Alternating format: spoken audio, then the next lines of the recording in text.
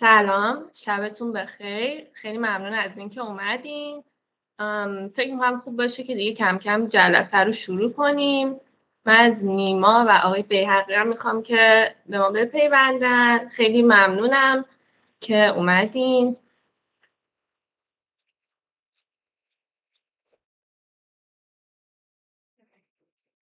سلام، شبتون بخیر. منم سلام میکنم خدمت همه. خیلی ممنونم که منو دارین در کنار خودتون. مرسی، ممنون. خیلی ممنون از نیما بابت تمام زحماتی که کشید، هماهنگی‌هایی که انجام داد. ممنون از آقای بیهقی که تشریف آوردن امشب. ما در خدمتشونیم، وقتشون رو در اختیار ما قرار دادن و همچنین تیم گرافیک و رسانه انجمن علمی معماری هم خیلی زیاد زحمت کشیدن. من یه سلامی بکنم. سلام به همگی، وقتتون بخیر. ممنونم که این جلسه همراه مایید. منم خیلی تشکر میکنم از انجمن که این فرصت رو قرار دادن که بالاخره بتونیم این فعالیت رو انجام بدیم. سپر جان خودشون یعنی مدت‌ها پیش من پیام دادن که میخوان این برنامه رو بذارن، ولی متاسفانه فرصت نشد که این برنامه رو بتونیم تو طول دوران ترم پیش بذاریم، ولی خب خدا رو شکر این فرصت پیش اومد که بتونیم این تابستون سپر جان رو داشته باشیم که بیان برامون در مورد جنراتیو دیزاین صحبت کنن. خیلی دیگه من وقتی نمیگیرم، از سپر دعوت میکنم که خودش رو اول یه معرفی کنه که بقیه هم بیشتر آشنا بشن و حالا هر چیزی که صلاح میتونه در مورد جلسه به ما بگه. مرسی. حتما. خب من دوباره سلام خدمت همه میگم و من اسمم سپهره. توی ایران دانشگاه تهران مسترم خوندم و بعدش اومدم کانادا به عنوان، یعنی الانم اینجا به عنوان کامپیوتیشنال دیزاینرم که اگر که مثلا بوده باشین، من یه بار دیگه توی دانشگاه یه دونه چهارشنبه چت رو بودم با نیما جان که راجع به همین کامپیوتیشنال دیزاینر بودن و اصلا کامپیوتیشنال دیزاین چی هستش صحبت شد. فکر میکنم که الان هم مباحث جور باشه انگاری در راستای اون جلسه و من حالا سعی میکنم که چون خب خیلی هم امکانش هست که نبودن اون موقع که مثلا من بودم اون موقع توی خود ایران و این به صورت حضوری انجام شد، من سعی میکنم که یه جوری بگم که یک سری اطلاعات لازم رو هم از اون موقع هم بگم که بتونه در راستای صحبت‌های من یکم شفافیت بیشتری داشته باشه. خب من با اجازهتون پس شروع میکنم کلا صحبتامو. من میخوام راجع به جنراتیو دیزاین صحبت کنم. جنراتیو دیزاین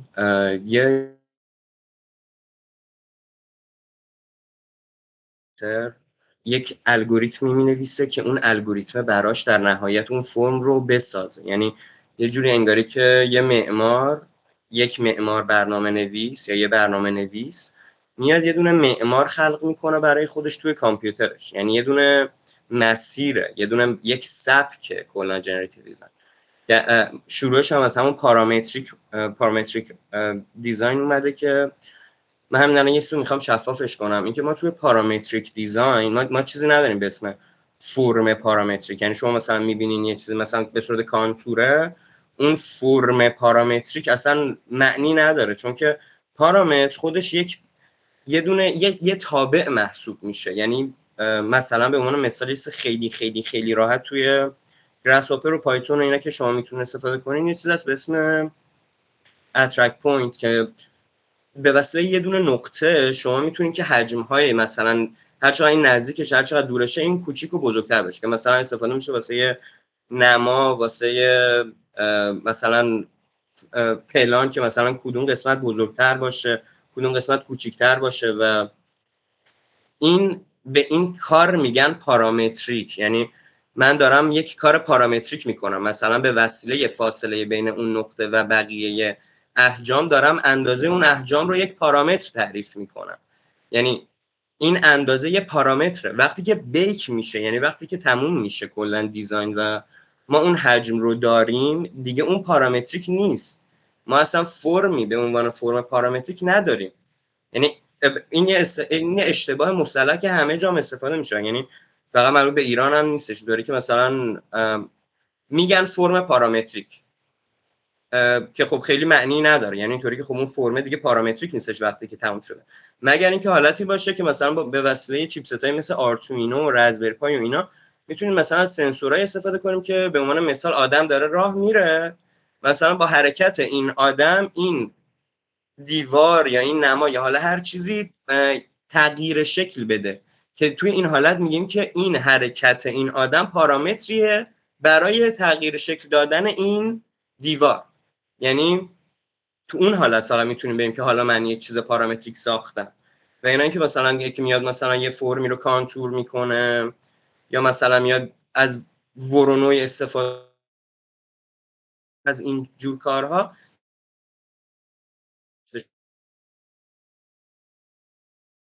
شدن این فرم پارامتری درست شده.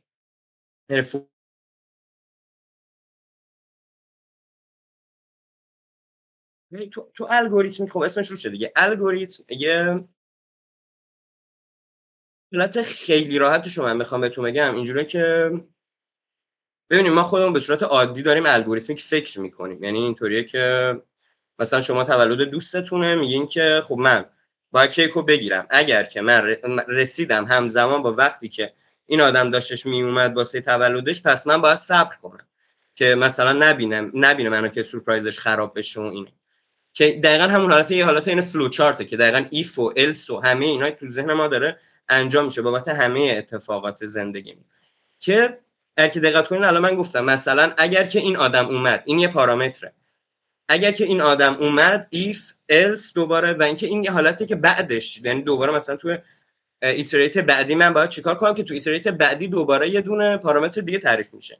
یعنی تو الگوریتمیک دیزاین من بخوام خیلی راحت بگم، الگوریتمیک دیزاین اینجوریه که تعریف پارامترهای زیادیه که میتونه یک الگوریتمی رو تشکیل بده، که به جای اینکه حالا یه مبحث رو ببینه که مثلا آقا فاصله این نقطه تا احجام، مثلا اینو ببینه که مثلا یه آدم توی این فضا چجوری میخواد رفتار کنه، که این رفتار میشه یه دونه پارامتر، فاصله اون نقطه میشه یه دونه پارامتر، مثلا هزینه اگر که بخواد بیاد وسط دوباره میشه یه دونه پارامتر، که شما دیگه اون موقع مجبورین که به جای اینکه بگین من دارم پارامتر به جای اینکه بگین که من چون دارین پارامتر تعریف میکنین، ولی چون که زیاده و اینا به هم دیگه مربوطه، ما مجبوریم که واسش الگوریتم تعیین کنیم. یعنی باید الگوریتم بنویسیم که حالا الگوریتم نوشتن دیگه اینجوریه که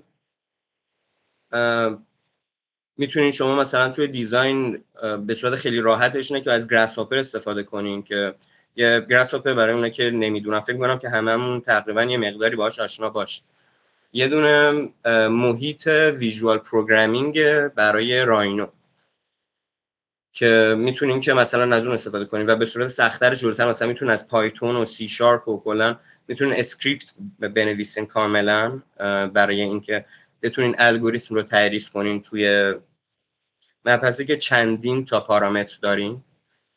بعدش حالا جنراتیو دیزاین مرحله بعدش، یعنی اول همه شد اون پارامتریک، که پارامتریک دیزاین چی بوده، یعنی اون روند پارامتریک دیزاین چی بوده که بعدش حالا یه فرمی میداده، الگوریتمیک دیزاین چی بوده که در نهایت یه فرمی میداده، و جنراتیو دیزاین میشه گفت یک حالتیه که شما میاین پارامترها رو به جای اینکه به عنوان یه دونه پارامتر تعریف کنین، یعنی فاصله یه دونه نقطه، یه دونه انسان، یه دونه مثلا نورگیری نما، هر چیزی که به عنوان یه دونه الگوریتم میکنین. یعنی چی؟ یعنی اینکه اون پارامتر داره هر لحظه عوض میشه، به جای اینکه یه چیز باشه داره هر لحظه عوض میشه، که باعث میشه کلا عین مثلا درست کردن یک سیستم هوشمنده که در نهایت به همون فرم رو بده. که یعنی میتونم اینطوری بهتون بگم که شما فکر کنید همون فلو چارتی که بود، هر کدوم از اون نقطه‌ای که بودش، یعنی هر کدوم از اون پوینتایی که داشتیم ما، اون پوینت‌ها هم خودش پشت سرشون یه چیز دیگه است، یعنی یه الگوریتم دیگه است که داره اون پوینت رو تغییر میده، که این پوینت‌ها با هم دیگه هر لحظه داره تغییر میکنه و در نهایت جمع اینا میتونه که یه دونه فرمی رو ارائه بده، که اون فرمه دیگه فرمیه که شما میگین من این فرم رو به وسیله کامپیوتر جنریتش کردم. یعنی جنریت کردن کلا یعنی ساختن، ولی خب جنراتیو دیزاین همون حالت مثل اصطلاحی که مثلا واسه پارامتریک مثلا فرم پارامتریک استفاده میشه همینه که ولی واسه یعنی یه اصطلاح در کل، ولی واسه اینه که شما در نهایت این مسیر رو چطوری میرین که میگین آقا مثلا من یه جنراتیو دیزاینرم، یا مثلا الان قراره که من به عنوان کامپیوتیشنال دیزاینر این مسئله رو به صورت جنراتیو انجامش بدم. که توی جنراتیو دیزاین خب همونطوری که گفتم این داره هر لحظه همه نقطه، همه پوینت، همه دلایلی که چرا این فرم درست شده میتونه تغییر کنه و داره تغییر هم میکنه به وسیله پارامترها که هم اون پارامترها خودشون دیگه یه مبحث نیستن، خودشون یه تابعن. یعنی به وسیله تابعی که مثلا به وسیله زمان، به وسیله هر چیزی میتونه اون تغییر پیدا کنه. من نمیدونم اگر که سوالی چیزی تا حالا مثلا پیش اومده شما میتونین که منو قطع کنین و یعنی میتونیم که نمیدونم میکروفونتون رو باز کنین یا بنویسین، نمیدونم هر جوری که من بتونم. که من فکر کنم اگر دوستان سوالی داشتن میتونن توی چت فعلا بنویسن، میخواید شما مثلا به صحبتتون ادامه بدید که متمرکزتر باشه و در انتها همون سوالایی که حالا دوستان چه تو چت نوشتن یا خودشون یادداشت کردن و بعداً مطرح میکنن رو میتونیم یا بخونیم ازشون بپرسیم یا دوستان میکروفون رو باز کنن و ازتون خودشون بپرسن. بسیار هم. خب این پارامترهایی که ما تعریف میکنیم واسه اینکه بتونیم در نهایت یه فرم رو جنریت کنیم، ما قراره که یه فرم درستی رو جنریت کنیم دیگه. یعنی قراره که مثلا اون فرم یه ساختمون باشه، یا نه اصلا خیلی راحت‌تر بخوام بهتون بگم قراره یه صندلی باشه، قراره یه لیوان باشه، قراره یه قاشق باشه و اینکه ما باید این رو تعریفش کنیم به عنوان پارامترهای زیادتری. یعنی یه دونه پارامتر دیگه نیست. مثلا خیلی بخوام راحت بهتون بگم که مثلا شما میتونین که تو جنراتیو دیزاین یعنی اول اینو بهتون میگم که کلا جنراتیو دیزاین یه قسمتی از کامپیوتیشنال دیزاینه که یعنی یه مسیری که توی کامپیوتیشنال دیزاینر بودن آدم یاد میگیره. اینطوری که مثلا واسه همین قاشق شما مثلا باید بیاین به وسیله مثلا ماشین لرنینگ، به وسیله ایمیج پروسسینگ کلی دست رو تعریف کنین تو کامپیوتر، یعنی ترینش کنین اون ماشین لرنینگتون رو. بعد حالا از ماشین لرنینگ بخواین که بهتون یه قاشقی بده که این قاشق به همه این دستا بخوره، یعنی همه این دستا راحت بتونن اون قاشق رو بگیرن. یعنی یه دونه پارامتر نیست که، یعنی یه دونه دست نیستش، کلا خیلی دسته که اون دستا هم میتونه تغییر کنه. و حالا کلا این پارامترهای ما توی جنراتیو دیزاین میتونه که خودشون از توابعی که خود اون توابع هم توابع بسیار بزرگی هستند، مثلا توابعی که تو ماشین لرنینگ داریم. مثلا تو ماشین لرنینگ ما یه تابعی داریم به اسم لینیر ریگرشن که ترین میشه اول از همه، یعنی باید یه سری دیتا ست بهش بدیم و اینکه ازش بخوایم که بعدی رو واسمون پیش بینی کنه. مثلا اینکه من میخوام خارج از دیزاین صحبت کنم، مثلا شما میتونید که به ماشین لرنینگ تمام قطعه هایی که موزارت تا حالا ساخته رو بدین و ماشین لرنینگتون ترین میشه بر اساس اون که موزارت باشه و حالا ازش میخواین که پردیکت کنه اگر همین الان یعنی تو سال 2024 اگر که موزارت زنده بود چی میساخت. یعنی انگاری که شما یه جوری موزارت رو زنده کردنش که تو لینیر ریگرشن تقریبا همچین کاری میکنه.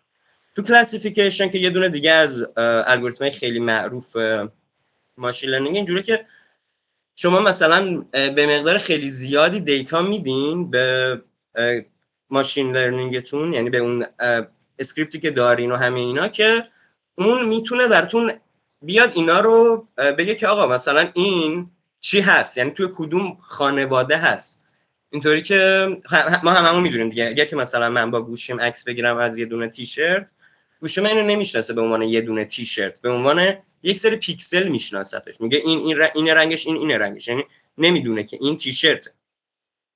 ما میتونیم مثلا بیایم دقیقاً یه دونه ماتریکس درست کنیم که بگیم همه‌اش صفر، همه عددا صفر، به ازای همه اون پیکسل‌های توی کامرا همه‌شو صفر بذار، اونجایی که میرسه به تیشرت 1 بذار.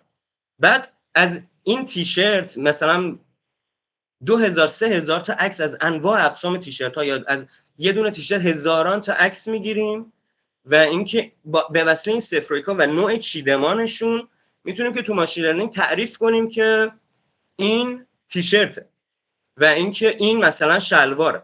بعد حالا یه عکس میگیریم میدیم به همون اسکریپتی که نوشتیم، اسکریپت ما میگه که خب طبق اون چیزی که من یاد گرفتم تا حالا، یعنی اون چیزی که من ترین شدم بابتش، الان تو به من عکس یه دونه شلوار رو دادی، عکس یه دونه تیشرت رو دادی.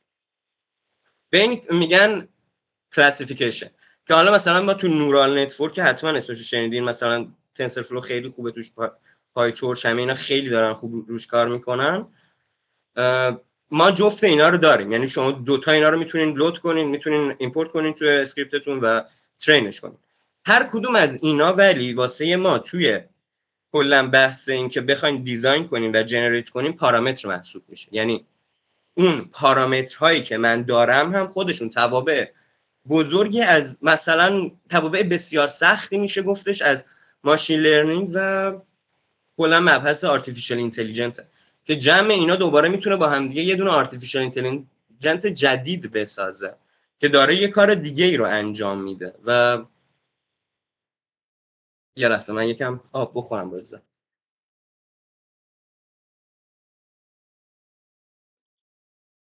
آره، و اینکه این یه مسیره، یعنی میتونیم شما توی جنراتیو دیزاین میتونین که این مسیر رو هر جوری که میخواین بنویسین و در نهایت یه دونه هوش مصنوعی درست کنین که این نمیشه گفتش که داره دیزاین میکنه، ولی داره کمک دیزاینر میکنه. که حالا من خودم واقعا بعیدم نمیدونم که یک روزی بتونه که 100 دیزاین کنه. یعنی شما اگر که مثلا کسی بین ما باشه که الان با گراس هاپر اینا خیلی خوب باشه، ما میدونیم که مثلا یه سری پلاگینایی هستش مثل لیدی باگ که مثلا رودسری ساخته، یه دونه آدم ایرانی بوده، و اینا که این میتونه براتون محیط رو سیمولیت کنه. یعنی شما میتونین که توی محیط گراس هاپر و کلا حالا بقیه محیطایی که میتونین که توش اسکریپت کنین و اینا، به واسطه یه سری فایل هستش به اسم EPW فایل که ویدر فایل که آب و هوای اون منطقه رو میگیره، اون محیط رو براتون شبیه سازی میکنه، نورگیری، خورشید داره چه جوری رفتار میکنه،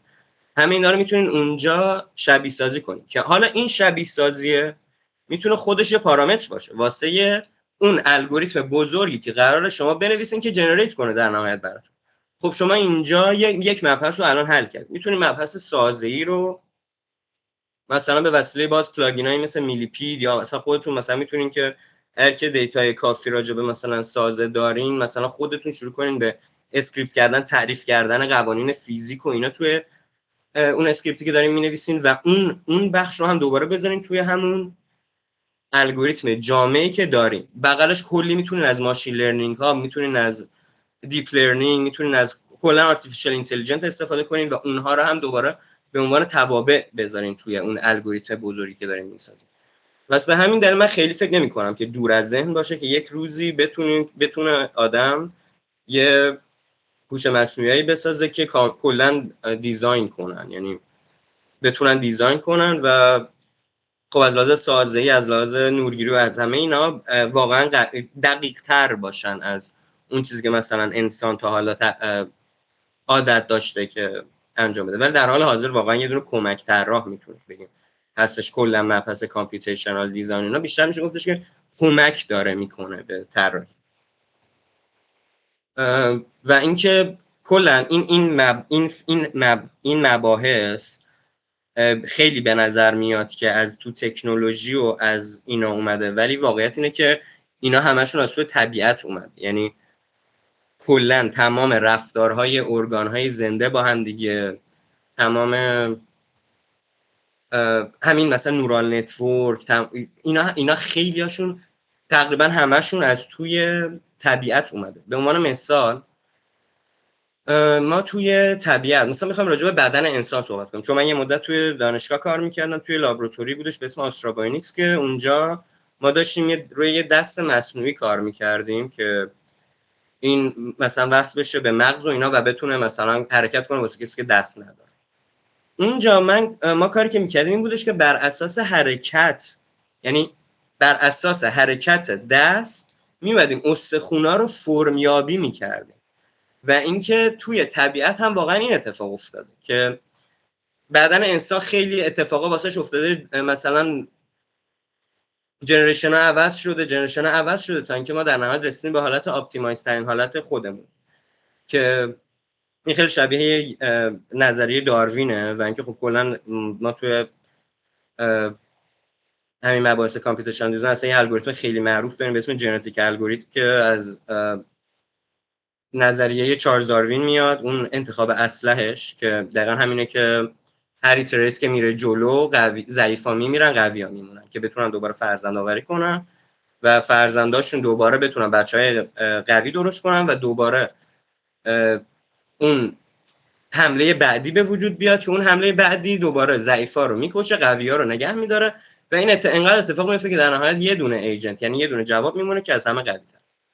و اینکه کلا جنریت شدن یه چیزی که پروسس داره، یعنی آدم نمیتونه بگه آقا مثلا من اینو جنریت میکنم تموم میشه. شما باید چند بار مثلا این مسیر رو انجام میدین تا اینکه در نهایت برسیم به یک جواب خوب. مثلا راجع به همین الگوریتم ژنتیک بخوام خیلی کوتاه بهتون بگم، قبلا هم یه بار اینو گفتم البته، ولی اینجوریه که شما فکر کنین که ما مثلا یه پاپولیت داریم، مثلا فکر کنین که n تا آدم داریم و کرونا میاد، بعد دارو هم نداریم، بعد خب اتفاقی که میفته اینه که همه میگیرن و میمیرن، خیلی ها میمیرن. اونایی که میمیرن ضعیفا بودن، اونایی که میمونن قویا بودن که دوباره میاد، یعنی تو جنریت بعدی دوباره کرونا قوی تر میاد، دوباره همه میگیرن، ضعیفا میمیرن، قویا میمونن که قویا دوباره بچه دار میشن، دوباره همینطوری این اتفاق میفته که در نهایت اون قوی میمونه. یعنی میبینید یه چیزی که پروسه داره که در نهایت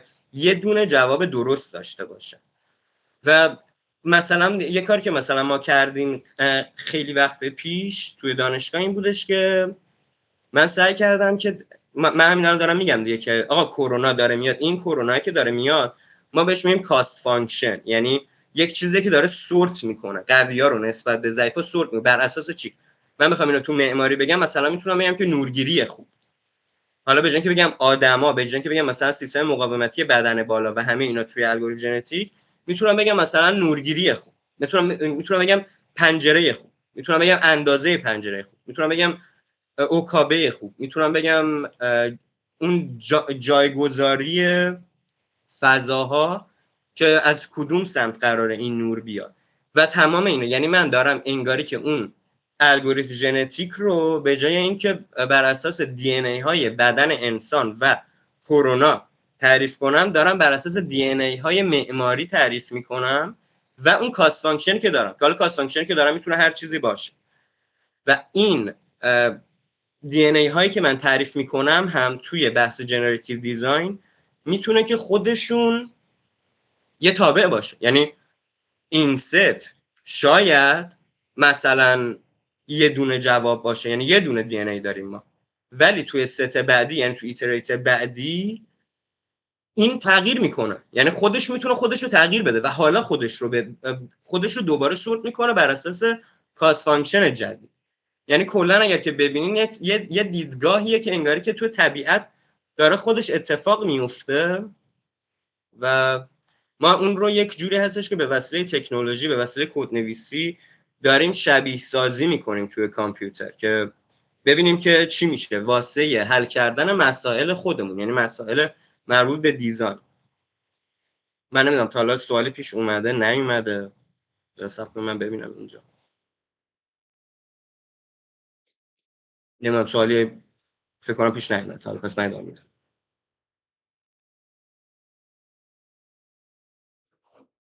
آره دقیقا همینطوری که ما مثلا شما یه دونه پرنده رو اگر که ببینین، به احتمال خیلی زیاد پرنده ها در اول خیلی ما نوع‌های مختلف پرنده داشتیم، مثلا میلیون ها داشتیم، هنوز هم خیلی داریم، ولی من خب چون خیلی نمیدونم راجع به زیست شناسی و اینا نمیدونم الان چند تا داریم، ولی میدونم که خیلی اون اول ما انواع و اقسام پرنده های مختلف داشتیم و اینا طبق یک چیز خیلی عادی مثلا پرواز کردن اینا سورت شدن. بعضی سرعتشون کم بوده دیرتر میرسیدن به غذا، بعضی سرعتشون زیادتر بوده زودتر میرسیدن به غذا. حالا این که این یک کاست فانکشنه، یعنی این که این سرعت واسه غذا خوردن یک کاست فانکشنه و دی ان ای ما این وسط اون پرواز کردنه که خودش پارامترهایی داره، مثل این که فکر کنم میدونیم دیگه که توی استخون پرنده ها خالیه، یعنی یه فرمی داره که توش خالیه. چرا؟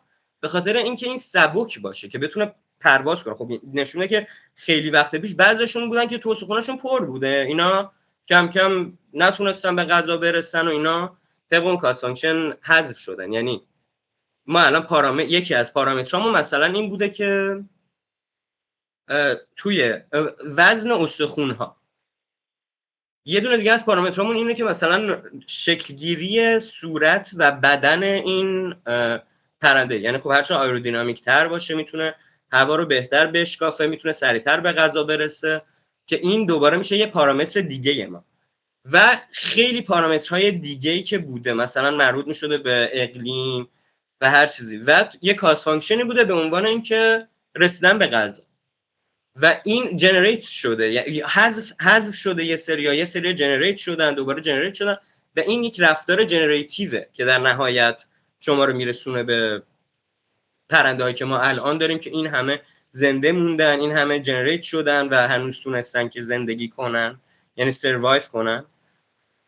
و این بحث جنریتیو کلا اینطوریه که ایتریتیو از طبیعت اومده و خیلی چیزه که ما میبینیمش و فقط توی کامپیوتر میایم شبیه سازیش میکنیم برای مباحث دیزاین خودمون. اصلا چه کنم ببینم سوالی نیست. من فکر میکنم که من متکلم وحده شدم در حال حاضر و آره من فکر نمی کنم متکلم وحده رو نمیشه بهش گفت، ولی خب میتونیم آخر سر، یعنی اگه هنوز صحبت ها ادامه داریم میتونیم آخر سر زمانی بدیم که دوستان تا اون موقع حالا یا سوالی اگه به ذهنشون رسید بپرسن یا هر حالت دیگه. حالا من الان دوباره هم مطرح میکنم دوستانی که سوال دارن میتونن سوالشون رو توی کامنت ها بنویسن که توی زمانی که بین هر قسمت صحبت هست سپرجان به اون سوالا بپردازن و بهشون پاسخ بدن، هرچند که حالا لیلا هم دستشو بلند کرد. من حالا یه سوال برام پیش اومد، حالا خیلی وقته که ذهنمو درگیر میکرد. حالا در همین مورد که قبلتر گفتین که مثلا یه سری نمونه هایی رو میدن حالا به کامپیوتر که بتونه مثلا یه چیزی خلق کنه بر اثر اونا. ما حالا طی تجربه‌ای که داشتیم برای طرحمون یه سری از بچه‌ها رفته بودن با هوش مصنوعی، البته کاری بود که استاد گفته بود، یه سری نمونه تولید کرده بودن از حالا یه موضوع عجیبی هم بود، یعنی موضوع خیلی روالی نبود و طرحهایی که داده بود بهش مثلا کاملا سبک معمارای قبلی بود، یعنی انگار هر کدومش رو داده بود یه دونه معمار بسازه. من میخواستم بدونم حالا یه سری مواقعی مثلا شرایط زندگی آدما خیلی یهویی عوض میشه، مثلا طی جنگ جهانی بعدش خب حالا مثلا له کوربوزیه یا همچین معماری اومدن و خب یه سبک جدیدی به وجود اومد. توی این مواقع میتونه به ما کمکی کنه حالا جنراتیو دیزاین، همه این صحبتایی که کردید؟ متوجهم کاملا. منم فکر می‌کنم که به این اشاره کردم که پارامترها میتونه تغییر کنه و نه فقط اون پارامتر میتونه تغییر کنه، میتونه که من اگه بخوام یکم مفصل‌تر حرف بزنم راجبش، ما توی بهینه‌یابی دقیقاً کارمون اینه که میایم اپتیمایز میکنیم بر اساس یک کاست فانکشن و اون مثلا میتونه که میتونه مثلا یه از الگوریتم مثلا مربوط به طبیعت باشه، میتونه خودمون مثلا یه الگوریتم بنویسیم، میتونیم که بروت فورسش کنیم اصلا. و ما همینطور که من گفتم تمام این پارامترها داره تغییر میکنه توی خودشون، توی جنراتیو دیزاین میتونه هر کدومشون اصلا یه تابع جدا باشه که هر سری داره. مثلا کاری که من انجام میدم معمولا اینه که واسه اینجور مسائل میام پایتون رو توی مثلا وی اس کد من تو اونجا مینویسم، سیو میکنم به صورت CSV روی دسکتاپم، از روی گراس هاپر میخونم هر نیم ثانیه یک بار من این کار رو میکنم که از اون سمت این تغییره که اون الگوریتم بزرگتره هم داره یک جوریش یک پارامتر اونجا تغییر میکنه، شاید یه پارامتر نباشه، شاید 1000 تا پارامتر باشه. و کاست فانکشن هم همینه. کاست فانکشن یک جور تابعه که داره سورت میکنه بر اساس اون خواسته که ما داریم. من یادمه که راجع به این مسئله مطمئنم صحبت کرده بودم اون موقع که توی اون 2 سال پیش بوده توی ایران. یه مبحثی هستش تو بهینه‌یابی چند بعدی به اسم سرفیس های ان بعدی، میتونم خیلی راحت بهتون بگم. اینطوره که ببینید من یه دونه کاست فانکشن الان تعریف میکنم به عنوان اینکه حرکت، مثلا به عنوان حرکت اون پرنده توی از این نقطه به غذاش. خب بذار مثلا عوض کنم یکم معمارانه تر باشه. کمتر هزینه شدن برای ساخت. یه دونه تابع، یه دونه کاست فانکشنه واسه من که پارامترهای من دارن روی جواب من که بعدش سورت بشه روی کاست فانکشنم تأثیر میذارن. خب من الان یه دونه تابع دارم. ما میدونیم که برای اینکه یه دونه تابع مثلا خیلی راحت بخوام بگم یه دونه تابع می‌خواستیم بهینه پیدا کنیم، مشتق می‌گرفتیم، مشتقش رو برابر 0 می‌ذاشتیم و میتونستیم ببینیم که کجا این خط مماس تابعمون کجا صاف میشه که ببینیم که کجا قله های بهینه و یعنی که میتونه حالا این پرسونال بیس و گلوبال بیس باشه که حالا یعنی بهینه محلی باشه. یعنی اگه تابعمون اینطوری باشه خب اینجا یه دونه پیدا میکنه که میشه بهینه محلی، ولی گلوبال بیسمون میشه این بالاییه چون از این بالاتر و میتونیم که اینا رو اینجوری پیدا کنیم. خب من یه دونه تابع دارم، یه دونه مبحث دارم که هزینه ساخت واسه این پروژه کم باشه، ولی این کافیه؟ قاعدتا نه. یعنی شما میتونید که اگه قرار فقط همینطوری باشه که من هزینه کم بدم، میتونید اصلا یه سه خیلی افتضاح بسازیم و خیلی هم ارزون باشه. اصلا میتونید با کارتون بسازیم، میدونین؟ پس یه دونه تابع یه دونه کاست فانکشن خیلی معنی نمیده. من اگر که بیام 2 تا تابع تعریف کنم، یعنی مثلا بگم که آقا هم هزینه کمتری بشه واسه ساختش، همین که نورگیری خوبی داشته باشه. خب من یه تابع دیگه دارم تعریف میکنم. اگر که بخوام از این مشتق بگیرم یه دونه تابع، ولی اگر که من 2 تا تابع تعریف کنم، یعنی 2 تا کاست فانکشن دارم الان، یکی این که همون مبحث اولیه قیمت و مبحث الان نور، اینا با هم دیگه لافت میشن، یه دونه صفحه درست میکنن که این صفحه‌ای که درست میشه ما میتونیم از این هم مشتق بگیریم و ببینیم کجا این صفحه، یعنی دیگه الان یه دونه خط نیست، این صفحه کجا داره مینیممشه کجا ماکسیمومشه.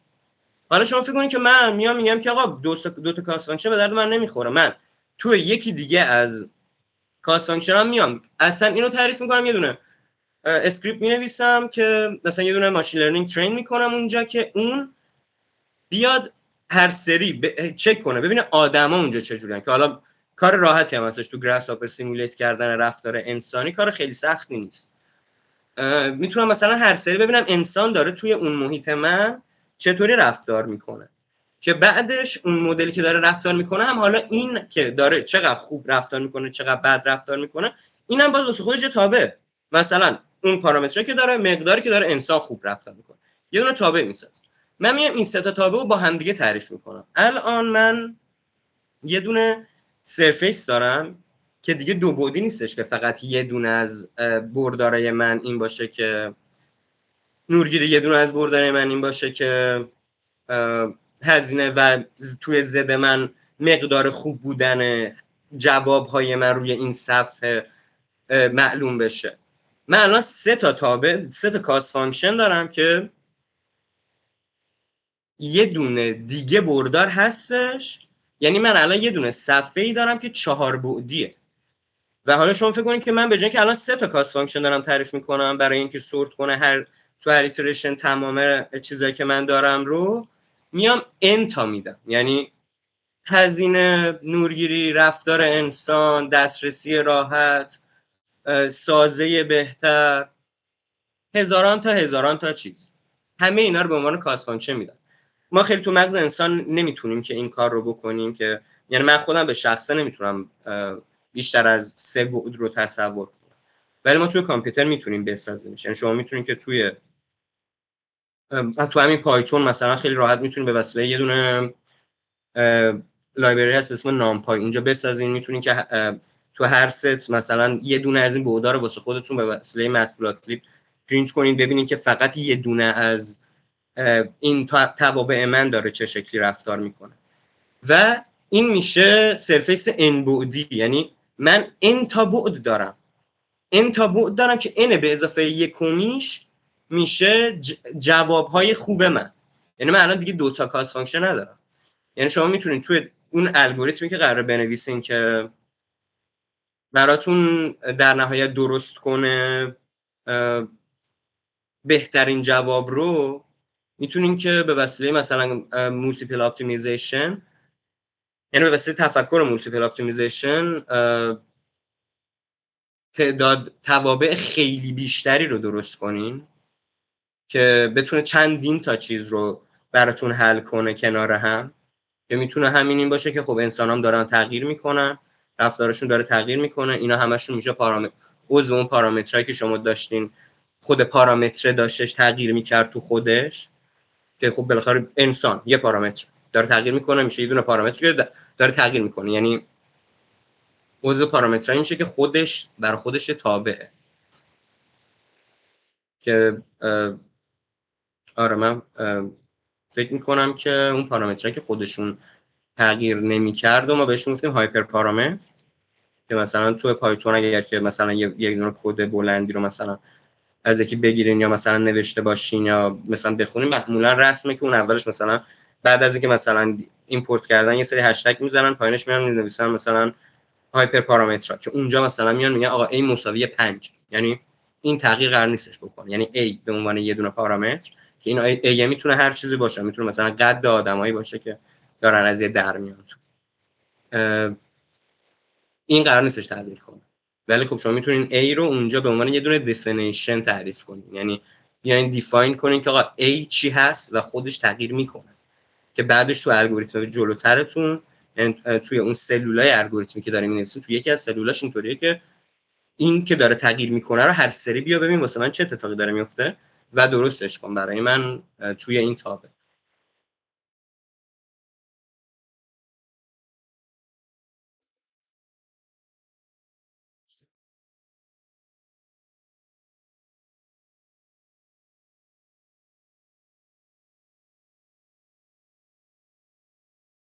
ببخشید من دارم این سواله رو میخونم که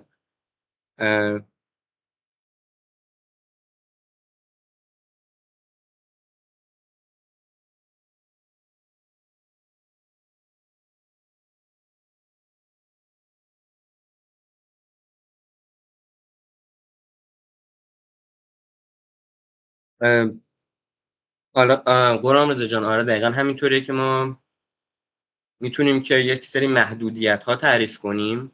به عنوان مثال اگر که من بخوام خیلی خیلی خیلی خیلی خیلی راحت تر مثلا سه پرسیدون رو بگم، شما فکر کنید مثلا ما 3 تا دایره داریم، من پارامترم اینه که تو هر کدوم از این دایره ها برای من یه دونه نقطه جنریت کن که این 3 تا نقطه با هم دیگه وقتی که به هم دیگه وصل میشن برای من مثلا کوچکترین مثلث رو درست کنم، مثلا با مساحت کمتر یا مثلا با محیط کمتری مثلا باشه این مقدار این اندازه این مثلثه برای من. خب این نقطه میتونه که نباید بره بیرون این دایره دیگه، درسته؟ تو گراس هاپر خیلی راحته، یعنی اینطوری که 3 تا سرفیس شما میگین که مثلا اگر که از این خط اومد بیرون، مثلا کاست فانکشن من هر چی هستش رو اگه داریم مینیمم میکنیم، میگیم کاست فانکشن من اگر که تو هر ست چک کن ببین اگه که این نقطه من بیرون این دایره افتاد، کاست فانکشن من اگر که داره کم میشه هر چیزی هست و مثلا ضرب در 1000ش کن. اینطوری میشه که هر سری مثلا تو همین الگوریتم ژنتیک اگر که استفاده کنید، الگوریتم ژنتیک خیلی راحته، تو گراس هاپر اصلا یه دونه چیز داره به اسم گالاپاگوس میتونید استفاده کنید. ولی ماشین لرنینگ نه، ماشین لرنینگ کلا اینطوریه که داریم یه پلاگینی هستش به اسم لانچ باکس که مثلا همین نورال نتورک اینا رو داره، ولی شما ترجیح من اینه که فکر کنین اصلا نداره، یعنی اصلا ازش گذر کن، اصلا نمیخواد برین اون سمت چون فکر کنین نداره. بعد این نقطه‌ای که میفته بیرون هر سری داره اون کاست فانکشن منو ضرب در 1000 میکنه جوابش رو. خب میگه که آقا این چه کاریه داری میکنی؟ کم کم یاد میگیره که این نقطه بیرون بیفته این داره زیاد میشه دیگه، نقطه رو بیرون نمیندازه، خودش بیرون دایره نمیندازه، یعنی اینطوری که شما میتونین محدودش کنین، اصلا باید هم محدودش کنین، بخواد همینطوری باشه که خیلی معنی نمیده. و من خواهش میکنم که اگر که کسی سوالی داره لطفاً میکروفونشو باز کنه چون که بتونیم تعامل کنیم.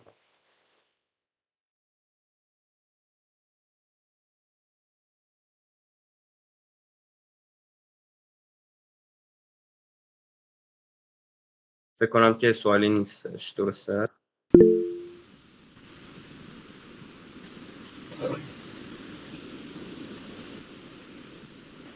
خب من نه کسی دیگه دستشو بلند کنه، من شروع کردم. یکی از دوستان پرسیده کاز فانکشن یا کاست فانکشن؟ کاست هزینه فارسی شده. بعد یک سوال دیگه برای حالا قطعا در مورد این صحبت شده بود توی اون جلسه چهارشنبه چهر، ولی خب ممکن خیلی نبوده باشن اون رو به صورت حضوری که حالا 2 سال پیشم بود. ممکنه یکی بپرسه که ما چطوری این پارامتریک دیزاین یا کامپیوتیشنال دیزاین یا این جنراتیو دیزاین رو شروع کنیم و اون رو حالا به اون محیط آکادمیک، محیط حرفه‌ای که درش داریم کار می‌کنیم معرفی کنیم و یا در کارهامون ادغامش کنیم. این رو چطوری میشه حالا توی ایران و تو بستری که برای این نوع طراحی داره آغاز کرد؟ راستش به نظر من خیلی کار سختی نیست، چون که ما الان توی دورانی هستیم که خب اینترنت داریم، میتونیم که از اون استفاده کنیم. من خودم شروع کردن این مبحث کامپیوتیشنال دیزاین برای من واقعا یادگیری گراس هاپر بود. یعنی من گراس هاپر رو یاد گرفتم، بعدم چقدر باحاله که مثلا میتونم اسکریپت کنم، میتونم مثلا یه کاری هوشمندانه تر بکنم و این باعث شدش که بیشتر افتادم توی این ماجرا و انقدر دیگه آخر سر لذت می‌بردم ازش که گفتم مثلا من میخوام که دیگری اینو بگیرم، یعنی میخوام برم دانشگاه و واسه این اصلا بخونم. و آره شروع من از گراس هاپر بود، من از یاد گرفتن یه دونه از اسکیلای یه کامپیوتیشنال دیزاینر بود و خیلی هم به نظر من کار سختی نیستش. کلا هم کامپیوتیشنال دیزاینر در حال حاضر، کامپیوتیشنال دیزاین در حال حاضر خیلی بعدهایی داره که شما میتونید برین اون سمت. مثلا کامپیوتیشنال دیزاینر بودن میتونه مثلا یه کامپیوتیشنال دیزاینر بره سمت دیجیتال فابریکیشن، یعنی مثلا جی کد بنویسه، یعنی جی کد اکسپورت کنه، بده مثلا یاد بگیره چطور مثلا با کوکا آرم، یعنی همون رباتایی که مثلا پیک ام پلیس با اونا کار کنه، یک جوری در صدد این باشه که بره واسه این که به صورت دیجیتالی بسازه، یعنی نه به عنوان فقط دیجیتالی طراحی کنه، میتونه دیجیتالی بسازه. میتونه مثلا توی مبحثی مثل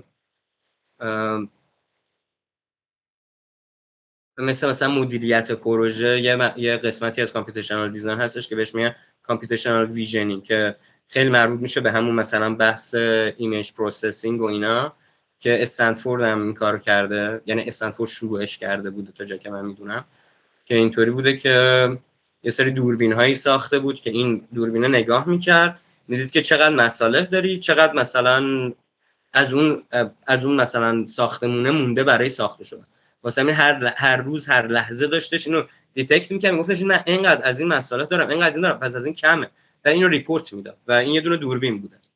و بعد واسه همین کلا یه قسمتی که شما اگه بخواید وارد کامپیوتیشنال دیزاین بشین خیلی چیزهای بزرگی هستش که یعنی خیلی قطعات کوچیکی داره که شما میتونید روی اون قطعات زمان بذارین. و آره یعنی اینطوری که مثلا واسه ساخت دیجیتال فابریکیشن، واسه مثلا مدیریت پروژه میتونید مثلا برین سمت همون کامپیوتیشنال ویژنینگ و در کنارش دیزاین کردن.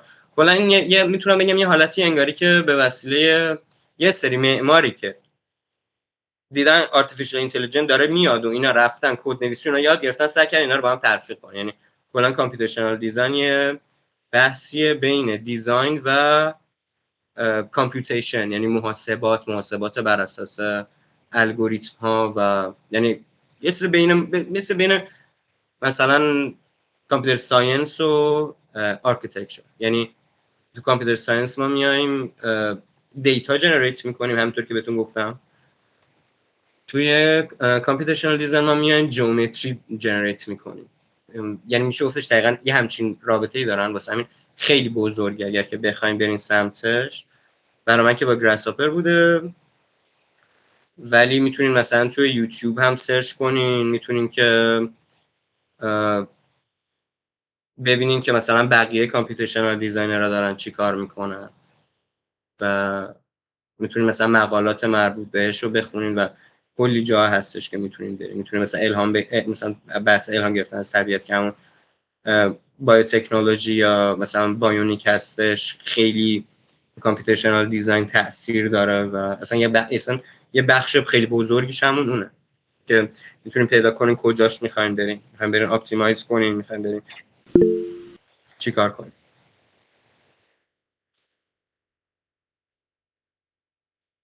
ممنونم، مرسی. باش میکنم. سرجا من فکر میکنم شما سوال دارین، من اوکی ام اگر که سوالی دارین بپرسین. یعنی مرسی. من یکم ماجرا برام ویگه چون کلا رشتم معماری نیست و اگر اصلا بلد نیستم کار کنم، اما راجع به اون مبحثی که گفتین اگر یعنی دور از ذهن نیستش که اینا در قالب یه هوش مصنوعی بتونه دیزاینر در واقع تربیت بکنه، میخوام ببینم که اسامپشنم درسته یا نه. یعنی اگر بشه که همه این پترنا، یعنی همه این الگوریتما و پارامترها به شکل یه پترن ثابت در بیاد و اونو در واقع به ماشین لرنینگ تحویل بدن، بعد از اون ور خروجی میده، یا اینکه نه مثلا اینطوریه که اون در واقع یاد میگیره که هی پارامترها رو دخیل بکنه و در واقع به شکل اکتیو این کار رو انجام بده. من اینجاشو خیلی متوجه نشدم. این میتونه کاملا به صورت اکتیو باشه، یعنی من خودم ترجیحم اینه که به صورت اکتیو باشه، میتونم به صورت کاملا ثابت استاتیک باشه. و اینکه اگر که منظورتونه که چطوری پس جیومتری داره ربط پیدا میکنه به این مسئله، یه مشکلی بزرگی که مثلا ما همین راینوی 7 داشتیم، 8 هم همین مشکل رو داره. یعنی ببین ما یه تفاوتی داریم توی گراس هاپر یه دونه کامپوننت هست که شما میتونید توش پایتون بنویسین، ولی اون پایتون آیرن پایتونه، یعنی کور پایتون سی پایتون نیست که شما بتونین لایبرری ها رو لود کنید. اینجوریه که یه جوری میشه گفت انگاری داره ادای پایتون رو در میاره، که حالا راینوی 8 یکم توی این مسئله بهتر شده، ولی خب من باش بازم کار میکنم یکم اینجوری. و در کل هم میدونیم که خب پایتون توانایی اینو نداره که مثلا برامون فرم درست کنه. ما مجبوریم که یک جوری اینترپرت کنیم اون دیتا رو، یعنی اون 0 و 1 عدد هر چیزی، مثلا 3 تا عدد با هم دیگه میتونه ما 3 تا عدد از پایتون بگیریم، تو گراس هاپر تعریف کنیم آقا این 3 تا عدد این x بوده، این y بوده، این z بود. یعنی اینطوری بوده که اینطوری که ما میتونیم که اینا رو به هم دیگه مربوط کنیم که اون بیشتر مربوط بشه به اینکه شما چقدر مثلا تو همین مثلا مباحث کامپیوتیشنال دیزاین رفته باشین و چقدر مثلا ذهنتون باز شده باشه که من چیکار بکنم برای اینکه یه دیتا رو تبدیل کنم به جیومتری، که کار خیلی سختی هم نیست واقعا. یعنی وقتی واردش بشین کم کم می‌بینین که خیلی هم چیز سخت نیست. و راجع به اون مبحثی که گفتین که میتونه که مثلا یه جوری انگاری معمار رو حذف کنه اینا، این واقعیتش اینه که من پایان نامه ارشدم همین این بود و یعنی من سعی کردم که بتونم معماری رو حذف یا بهش کمک کنم که یه مقداری از معمار کمتر کار کشیده بشه و فقط هم یه دونه سعی بوده، یعنی یه دونه قدم بوده در این مسیر. من نتونستم این کارو بکنم، ولی مثلا یه دونه پلاگینی من واسه در نهایت یه دونه پلاگین واسه راینو درست کردم با همین فکر، که بعد حالا مثلا با مکنیل صحبت کردم واسهشون فرستادم و اینا که ریلیز کردم تو فود فور راینو. اونایی که مثلا گراس هاپر کار میکنن میتونن سرچ کنن، اسمش کریسپر کاس 9 بودش این پلاگینی که ریلیز شدش از من تو فود فور راینو، که میتونین مثلا دانلودش کنین و مثلا ببینید که چطوری داره کار میکنه، که بیشتر اینطوری داره کار میکنه که مثلا شما تعریف میکنین برای اون پلاگین تعریف میکنین، میگین که مثلا من یه دونه خونه میخوام توی این نقطه، این میاد میره میبینه که خونه باید چه چیزایی داشته باشه، کاست فانکشن اصلیش چیه، مثلا این پی دبلیو فایل رو تو از گوگل دانلود میکنه برای اینکه بفهمه که مثلا چه تو محیط چه اتفاقاتی داره میفته، دوباره هی اینو خودش میاد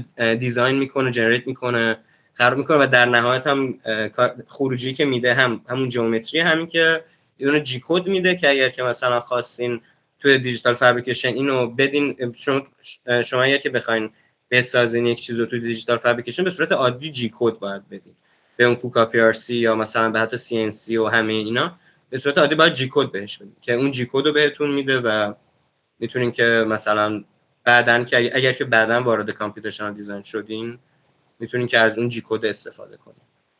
تو یه سری چیزا نمیتونه انجام بده قاعدتا، مثلا همین بحثی که گفتم من مثلا نمای باز و بسته شونده و اینا، که اینا خیلی مقدمات کامپیوتیشنال دیزاینر بودن که نمای من داره بر اساس مثلا خورشید باز و بسته میشه، مثلا سعی میکنم نورگیری بهتری داشته باشه. این خیلی مقدماتشه، ولی خب چون خودش به صورت یک پارامتر باید تعریف بشه، اون پلاگین که من ساختم توانایی اکسپورت دادن یک پارامتر رو نداره، توانایی اکسپورت دادن جی کد و جیومتری داره و معمارم نتونستم کاملا حذف کنم، ولی خب سعی کردم یه تلاشی باشه برای این مسئله. حالا شما فکر کن مثلا این همه بریم معماری بخونه خلاص فکر کنید که چطور میتونه معمار حذف کنه.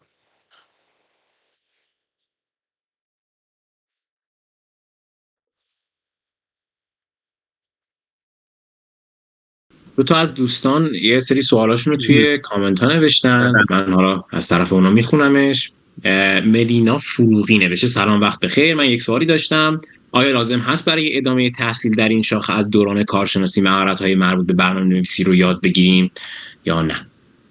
ملینا جون، به نظر من شما هر وقتی که اینو شروع کنین اگه علاقه دارین، خب یه چیزی که علاقه دارین، مثلا من خودم فکر کنم اینو به همه تقریبا گفتم که من همین الان زندگیم اینطوریه که من صبح تا شب کار میکنم، مثلا تعطیلات آخر هفته میشه میرم با دوستان بیرون دوباره کار میکنم، یعنی که فکر کنین ولی خوشحالم به خاطر اینکه این علاقه من بوده و من همش دارم کاریو میکنم که دوستش دارم، که کاری میکنم که خیلی باهاش ازش لذت میبرم. شما یکی از این مسئله دوست دارین، یعنی کلا اگه که معمارین شما هم و دوست دارین که مثلا یکم بازی کنین ببینین تو تکنولوژی و دیزاین میتونین چیکار کنین، به نظر من هر وقتی شروع کنین دارین به خودتون دارین خوش میگذرونین با خودتون، یعنی دارین هاف فان میکنین. اینطوری نیستش که خیلی به عنوان درس و اینا نگاش نکنین. من خودم هم موقعی که گراس هاپر یاد گرفتم اینجوری بودم که دیگه اینطور بودم که چقدر باحال و اینا، باعث شد مثلا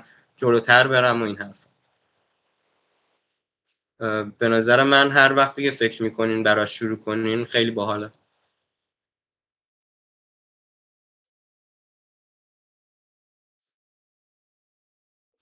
نرگس حسینی میپرسن چیزی میخواستی بگی؟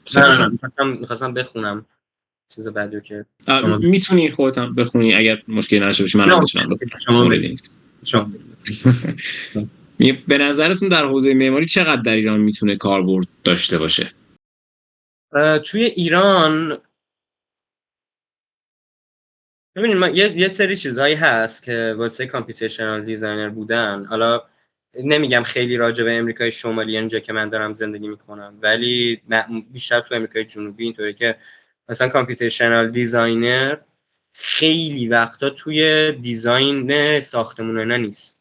یعنی الان مثلا اپل کامپیوتیشنال دیزاینر میخواد، گوگل کامپیوتیشنال دیزاینر میخواد، یعنی اون کمپانی‌ها بیشتر مثلا بحث متاورس که خب میدونیم تقریبا چیه دیگه، که از همون کمپانی متا اومده، هم فیسبوک قدیمی و اونا همه کامپیوتیشنال دیزاینرن، یعنی کامپیوتیشنال دیزاینر رو دارن مثلا متاورس رو جلو میبرن و چون که دقیقاً مباحث مثل آگمنتد ریالیتی اینطوری که با گوشیتون میتونین آبجکتی که دیزاین کردین رو ببینید، یا مثلا ویرچوال ریالیتی، اینا همشون یک جورایی شاخه‌های خیلی کوچیکی از کامپیوتیشنال دیزاینر بودن و اینکه تو امریکای شمالی هم خیلی جاهایی نیستش که دنبالش باشن، تقریبا میشه گفت شبیه اروپا، ولی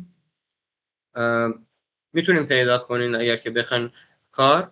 ولی توی ایران واقعیتش این بودش که من تو ایران تو مثلا استودیوهای کار میکردم، استودیو دیزاینری کار میکردم به عنوان کامپیوتیشنال دیزاینر، ولی بیشتر کارم این بودش که مثلا ببینم مثلا اگر که من این سقف رو مثلا بیارم مثلا چه شکلی بکنم، مثلا نچرال ونتیلیت واسه من درست میکنه تو این فضا، یعنی میمدم اینطوری مثلا سعی میکردم یه سری اسکریپت کنم، یه سری هوش مصنوعی ترین کنم یا بسازم که بیاد برای من این کار رو انجام بده و خیلی هم استقبال میشد. بعد ولی خب تنها جایی که میتونم بگم که واقعا بیشتر از بقیه جا هم کامپیوتیشنال دیزاینر بودن و تو ایران تجربه کردم همون دانشگاه بودش که تو لابراتوری مثلا در نهایت 3D پرینت می‌کردیم و مثلا تمام چیزا رو سیمولیت می‌کردیم و اینا، اون موقع خیلی اونجا شبیه بودش. یعنی کلا من فکر می‌کنم کامپیوتیشنال دیزاینر بودن تو ایران در حال حاضر بیشتر همون بحث آکادمیکش خیلی قوی‌تر از بحث پروفشنالیتی و کار کردن و ایناست.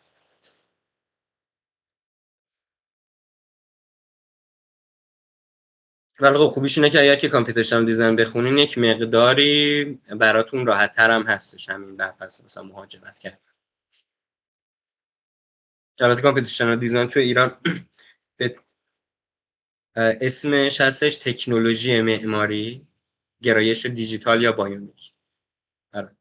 ولی همون، یعنی همون کورسایی که مثلا همون کورسای کامپیوتیشنال دیزاین رو دارن با این اسم ارائه میدن و خیلی هم باحاله و جالبش اینه که واقعا هم عقب نیست. یعنی میتونم بهتون بگم که واقعا هم عقب نیست. مثلا یکی از استادای من تو دانشگاه تهران بود به اسم علی انداجی گرمارودی که مثلا ایشون واقعا هدف مثلا باشون صحبت هم می‌کردم به صورت فان ازشون یه چیز یاد می‌گرفتم. یعنی اینطوریه که بگم خیلی عقبه. یعنی یکی شما مثلا تو محیط خوب باشه، خودتون هم اینترنت داشته باشین و علاقه هم داشته باشین، سرچ کنین و اینا واقعا میتونین یاد بگیرین.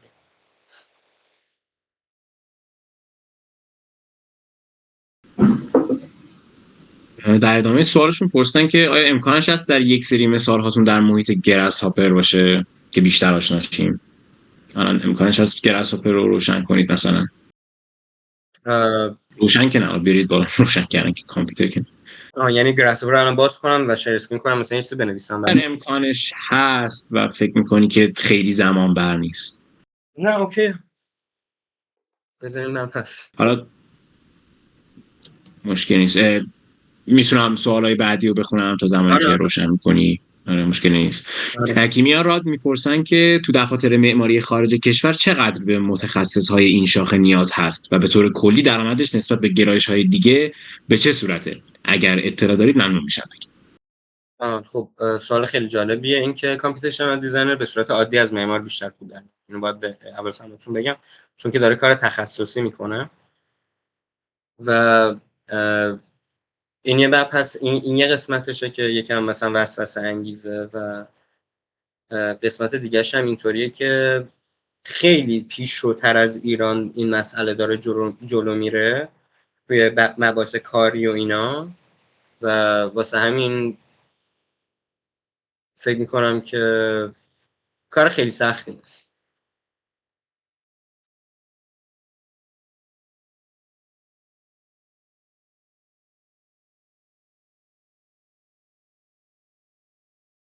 خب حالا نمیدونم اسمشون درست میگم یا نه، علاوا یا آلاوا میپرسن که با توجه به این مبحث که یک سری از توابع طراحی معماری مباحث فرهنگی یک منطقه و یا شناخت چگونگی نوع زندگی هر فرد هست که از هر فرد به فرد دیگه فرق میکنه، امکان حذف معمار با توجه به چنین پارامتری که شاید غیر قابل اندازه‌گیری باشه وجود داره؟ میدونین به نظر من وجود داره، الان نیستش ولی خب خودمون میدونیم. شما چت جی پی تی الان باز کن، ازش بپرس که مثلا مردم ایران معمولا چیکار 10 تا چیز هر 10 تاش درست. همون اگه که شما بتونید به صورت همین که من چطوری دارم دیتا رو تبدیل میکنم به جیومتری، دیتا رو داره تبدیل میکنه به کلمه، اون حرف میزنه، همون دیتا رو چطوری میتونم تبدیل کنم به جیومتری و اینا رو بتونین در آینده دارم میگم. الان خیلی کار پیچیده میشه اگه بخوام بریم دنبالش، اگه بخوام بریم دنبالش خیلی باحاله و خیلی ازش میتونین مقالات خیلی خوبی بسازین و آره اینطوریه که میتونه به نظر من میتونه بره اون سمت، ولی هنوز به اون جدیت نرفت.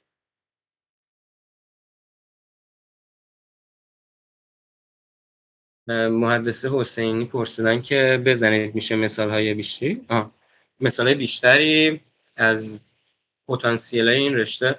ببینین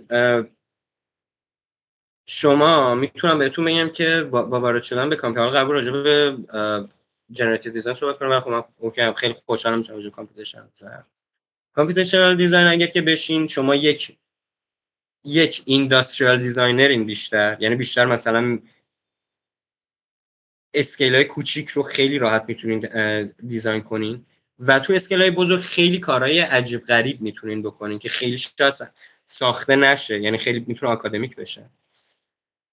خلاصه بخوام بهتون بگم شما یه دیزاینری هستین که کد مینویسه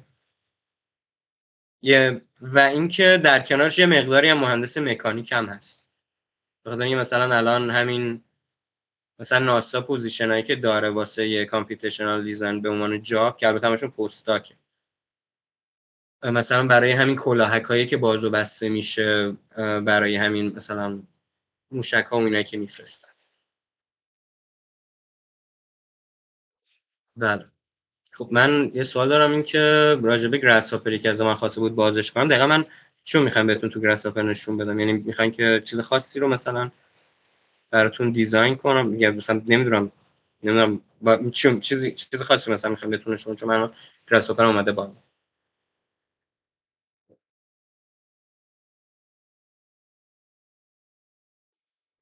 حالا تا دوستان میتونن و دارن تایپ میکنن که چه چیزایی مد نظرشون هست که ببینن، من فکر میکنم شاید حالا اگر چیز خاصی مد نظرشون نبود میتونی از خودمون پلاگین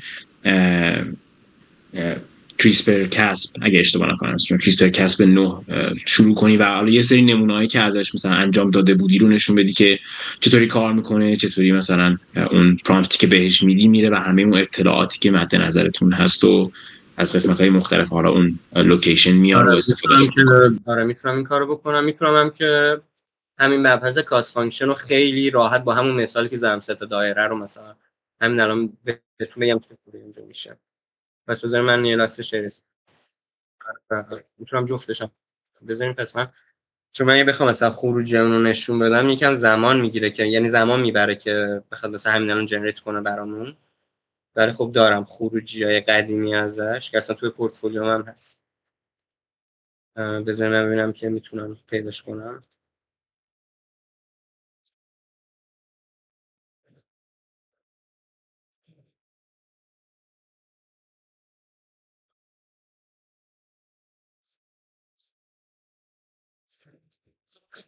نه اگر که صفحه‌مو داشتین لطفا بهم بگین که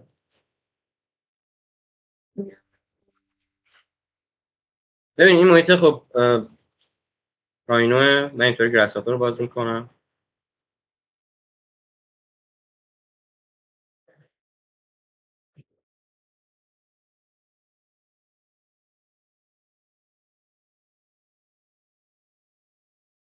وقتی گراس هاپر باز میشه توی راینو، من همینطوری اینو بهتون نشون. این پورتفولیو من بوده که مثلا این دیسکریت آرکیتکت، این مثلا یه دونه پلاگین بوده که انتونی، این همون کریسپر کاس 9 که من الهام گیریم از 3 تا الگوریتم تو طبیعت بوده که یکی انت کلونی بودش که یه دونه مورچه است، یه دونه الگوریتم ژنتیکه که می‌بینیم سر چارلز داروین اینجا، پارتیکل ترام اپتیمیزیشن که بال داره، و سوارم اینتلیجنس که می‌بینیم که اینجا قبقب یه زنبور هستش. که اینطوریه که خب ما تو طبیعت با وجود الگوریتم خیلی خوبه ولی باز مشکلاتی داریم برای خودشون. مثلا مورچه‌ها میتونن که مثلا غذا رو پیدا کنن، ولی اگر که بین مسیرشون دونه سنگ بذاریم شاید اون فرمون گذاریشون باعث بشه که دیرتر برسن. من اومدم مثلا اونجا دیدم که اگر که بتونیم یه جوری انگار دی ان ایشون رو هک کنیم، اون لحظه که مثلا تبدیل شده به از انت کلونی تبدیل بشه به پی اس او، یعنی پارتیکل ترام اپتیمیزیشن بال بگیره دیگه، به جای دنبال فرمون بودن باشه، دنبال گلوبال بست هر کدومشون باشه، چی کار میتونه بکنه. و اینکه این مثلا فرمایی بوده که ساخته شده بر اساس هر دیتا که مثلا من دادم. اینجا مثلا گفتم که سازه بهتری باشه، اینجا مثلا گفتم اگر که مثلا نورگیری بهتری باشه، که این پایینشون نوشتم هر کدومش که در کل هم اسکریپتش اینجا مثلا همون بحث کلاسیفیکیشن، اینجا نورال نتورکی که ساخته بودم براش. و آره اینا مثلا یه مقداری از اسکریپت گراس هاپرش بود. این از این. اگه سوال داره، چون فکر کنم خیلی گنگ و گنده توضیح دارم، چون اگه بخوام راجع به مثلا همه این الگوریتم، مثلا راجع به خود انت کلونی و مثلا اینکه انت کلونی چطور رفتار میکنه و همه اینا صحبت کنم خیلی زمان بره، ولی اگه که بخوایم صحبت کنم اوکی میتونم صحبت کنم براتون. راجع به اون مبحث هم که گفتم مثلا دایره، من بخوام خیلی سریع مثال بزنم اینجوریه که من مثلا 3 تا دایره دارم.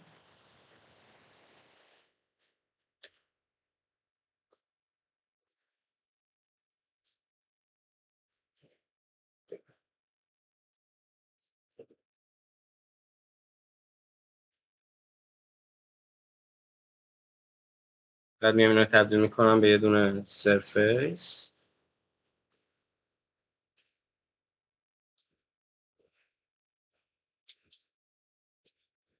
evaluate surface که یه دونه نقطه رو میخواد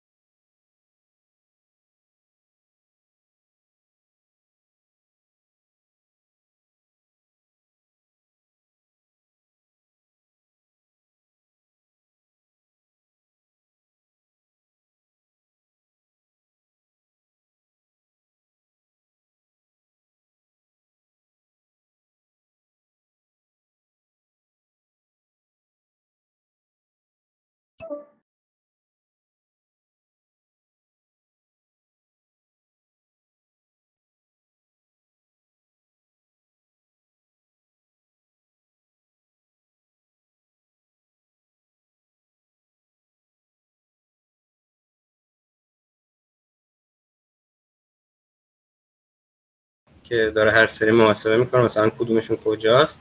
این دو تا عدد اول داره روی این کار میکنه، دو تا عدد دوم داره روی این کار میکنه و دو تا عدد سوم داره روی این کار میکنه. الان اگر که من این نقطه هامو خودشون رو به عنوان یک پارامتری که داره تغییر میکنه تعریف کردم که میبینیم دیگه. یعنی من این الان یه دونه ژین پوله که داره اینجا نقطه‌ای که من تعریف کردم رو خودش یه دونه پارامتره، یعنی هر سری داره عوض میشه.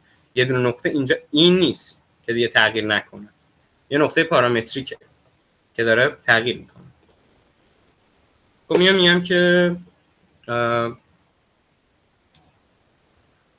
مثلا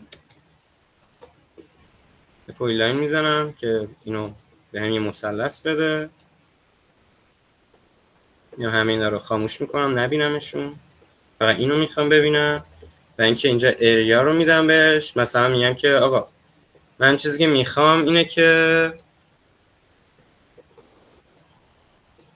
این سه تا نقطه‌ای که من اینجا دارم، این سه تا رو برای من یک جوری جایگذاری کنی که این عدد برای من کمترین حالت بشه. یا همون که گفتم که یه دونه الگوریتم که خیلی راحتی هستش توی خود گراس هاپر که از پیش تعریف شده. حالا من خودم خیلی از این استفاده نمی‌کنم، بیشتر کاری که می‌کنم اینه که تو خود وی اس کد اینجا میتونین که خودتون بیان با خیلی راحت بنویسین ژنتیک الگوریتم و اینکه سیو کنین روی دسکتاپ، از اون برداره که خب خیلی دقیق‌تر، سریع‌تر و بهتر کار میکنه. که حالا این دیگه مرحله بعدیه که شما مثلا بخواید خودتون اسکریپت های اینطوری بنویسین و اینطوری کار کنین روش. بعد میگم که مثلا این نقطه و این نقطه، یعنی میگم که به عنوان ژنومام، یعنی فیتنس همه، یعنی اون چیزی که داره تعیین میکنه همون کاست فانکشن همه.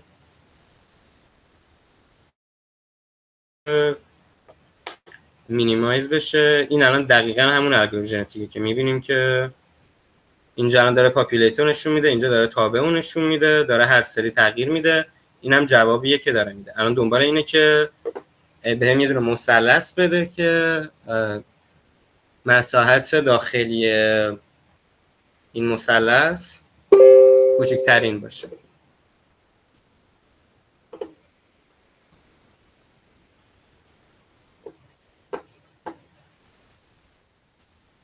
آره مثلا من خودم نمیدونستم که این نقطه رو میندازه اینجا، فکر می‌کردم شاید نقطه اینجا باشه، ولی خب چیزی که داره میگه بهم اینه که داره اینجوری انجام میده. اینا رو می‌بینید، این هر سری داره پاپولیتو نشون میده، ضرب میخوره روش، یعنی اونا مرده،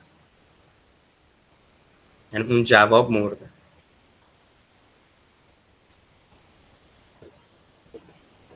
یعنی خیلی این خیلی چیز راحتیه ها، یعنی اینطوری من فقط بخاطر مثال بزنم، ولی بعدن که خودتون اگر که علاقه داشتین و خیلی رفته بودین دنبال این ماجرا، اصلا دیگه به اینا فکر نمی‌کنین. یعنی بیشتر به همین فکر می‌کنین که مثلا من مثلا نمیخوام مثلا با ژنتیک کار کنم، میخوام با یه چیز دیگه کار کنم تو اپتیمیزیشن، یا اصلا میخوام خودم برای خودم یه دونه الگوریتمی بنویسم، یا میخوام مثلا یه کارهای عجیب غریبی بکنم. مثلا تو این پروژه میخواستم که یه دونه کیوبی درست کنم که این کیوبه بتونه با همدیگه وقتی تو همدیگه میره بتونه برای من هر نوع فرمی که میخوام رو درست کنه، که در نهایت مثلا رسیدم به این. اصلا دیگه بحث اپتیمایز خیلی نبوده توش، بیشتر همون بحث جنریت کردن اون فرم بوده.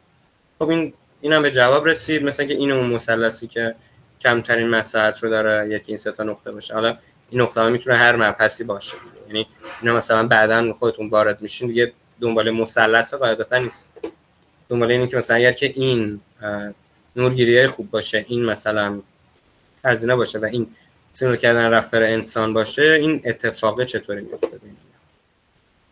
نه به نظرتون کافی بود یا اینکه نه؟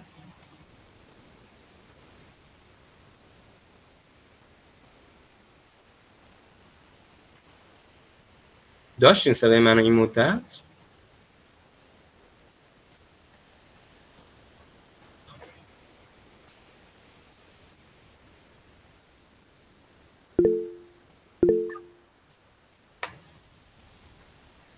فکر میکنم یکی دستشو بالا بود، من گوشم به سوال شما مثلا یکی سوال داره.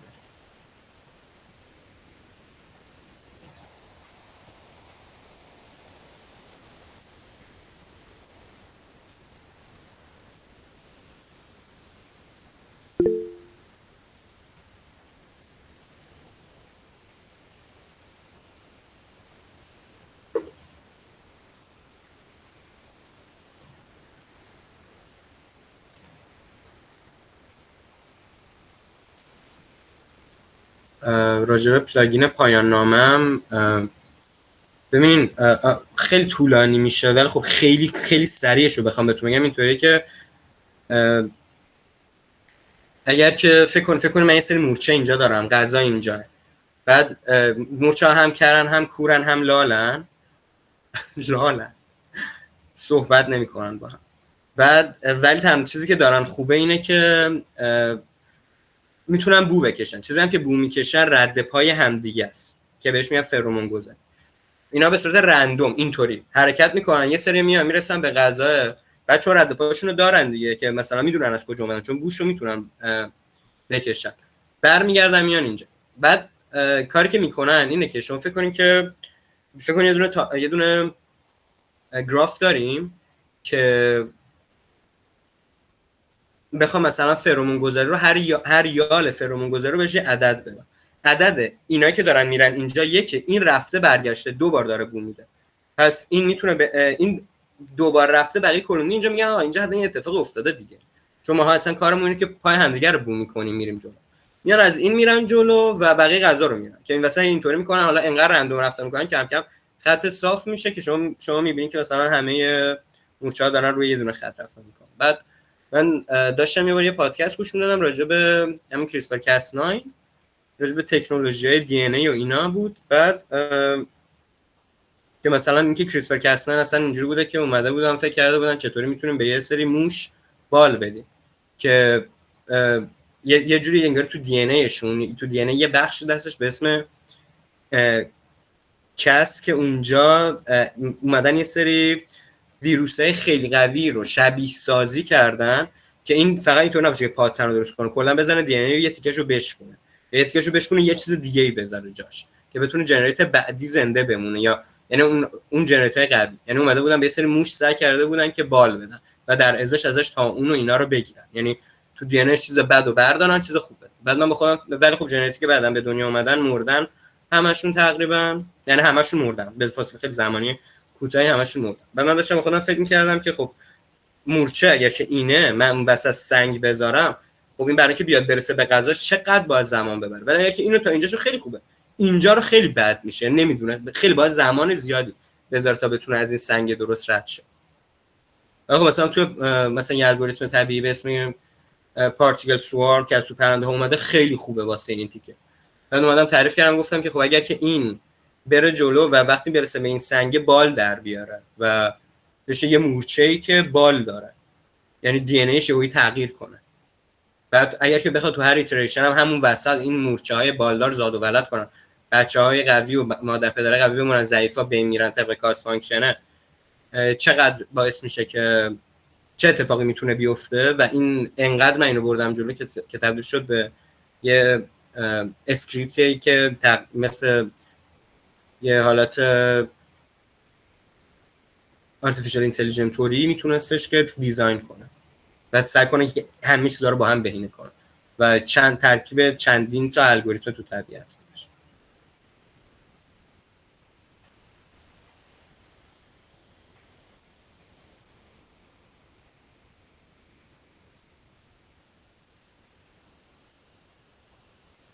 راستش این که امیررضا جان ترکیب کامپیوتیشنال دیزاین و اپتیمایز کردن انرژی، به نظر من کامپیوتیشنال دیزاینری که خیلی از انرژی ندونه خیلی خوب نیستش. یعنی خیلی باحاله که کامپیوتیشنال دیزاینر اگر که بخواد وارد بحث اپتیمایز بشه، من خودم کامپیوتیشنال دیزاینری هم که خیلی وارد بحث اپتیمایز نشدم، ولی اگر که کامپیوتیشنال دیزاینری باشه که بخواد وارد بحث اپتیمایز بشه خیلی قشنگه که بتونه کاست فانکشناشو مباحث انرژی بذاره.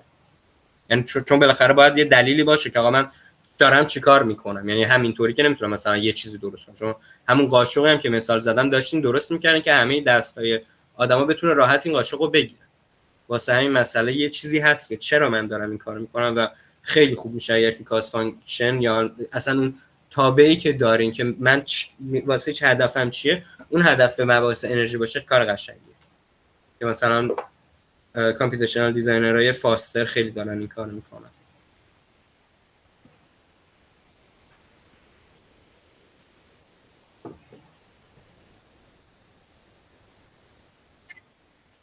خواهش میکنم.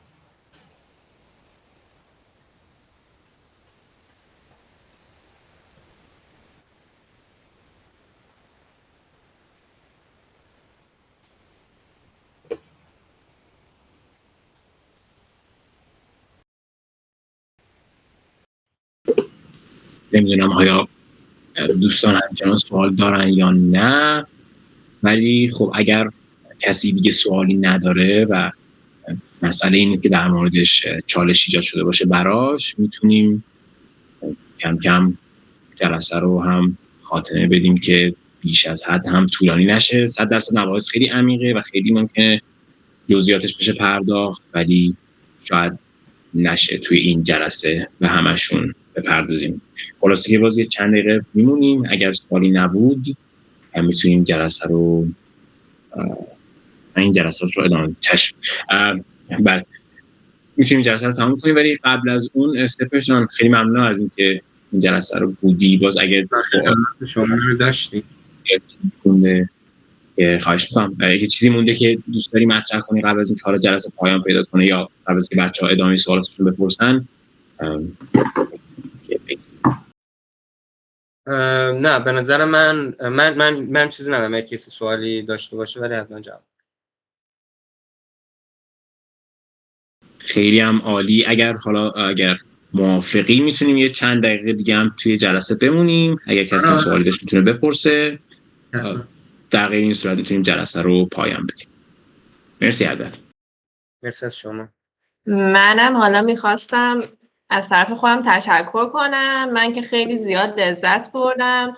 مرسی از نیما که این هماهنگی این جلسه رو انجام داد و مرسی از همه کسایی که اومدن تا الان با ما بودن و خیلی ممنونم از آقای بیهقی که خیلی جلسه جالب برای خود من و خیلی زیاد یاد گرفتم. خیلی خواهش میکنم. من خیلی از شما ممنونم واقعا که من داشتم. امیدوارم واقعا چیز به درد بخوری هم توش بوده باشه. حتما همینطوره. خیلی ممنون. شب همگی هم بخیر. حالا همونطور که نیما گفت یه چند دقیقه بمونیم. فکر کنم سوالم داره.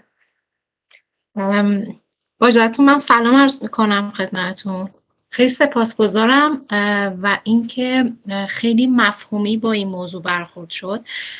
من خودم رشته‌ام معماری انرژیه. در واقع اوایل حالا مطالعاتم مقاله مختلفی که برخورد میکردم خیلی پارامترهای مختلف راجع به ساختمان حالا بحثای مورفولوژی بهش برخوردم.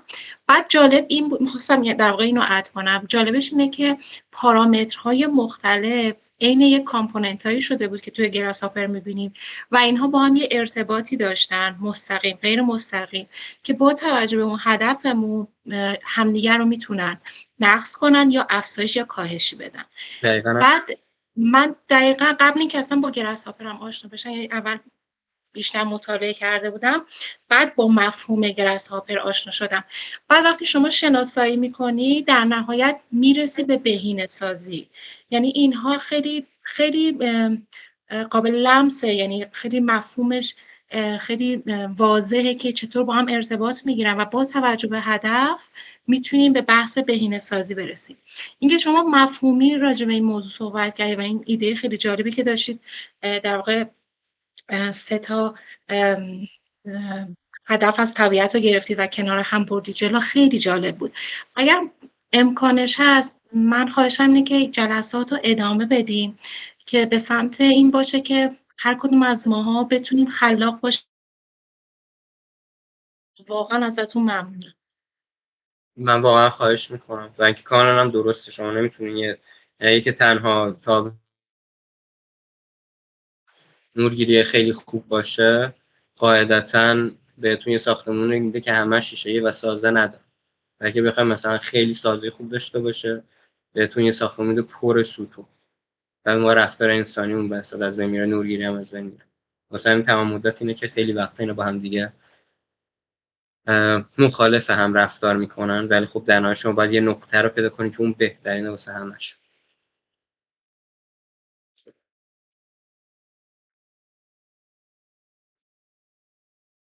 خانم حسینی فکر کنم پرسیدن که اگه کسی بخواد وارد بازار کار بشه توی حوزه جنراتیو دیزاین پیشنهاد کنید که با چه بود. خانم حسینی ما اصلا نداریم مثلا حوزه جنراتیو دیزاین واسه وارد شدن، یعنی اینطوری که این یه مسیره. مثلا این که مثلا یه دونه طراح داخلی مثلا اسکیس میزنه، این یک مسیر، اون اسکیس یه مسیر واسه طراحی کردن فضای داخلی. شما اگه مثلا بخواید مثلا بیشتر برین توی این، باید بیشتر مثلا راجع به کامپیوتیشنال دیزاینر بودن بیشتر چیز کنین، تحقیق کنین و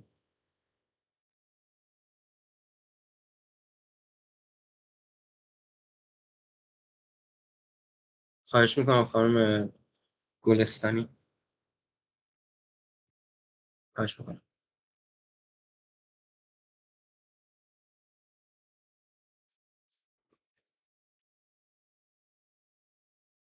خواهش میکنم.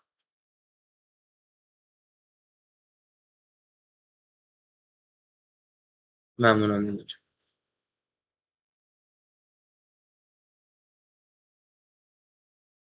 سپر جان بازم دستت در نکنه، خیلی ممنونم. توضیحات مثل همیشه واقعا کامل بود. هم جلسه چهارشنبه چتقی قبلی که با هم چیده بودیم خیلی عالی بود، هم بازخورده ها، هم چیزایی که یاد گرفتیم و هم این یکی جلسه که واقعا توی مطالب سنگ تمام گذاشتی. واقعا مرسی ازت و ممنون از همه کسایی که این جلسه رو همراه ما بودن.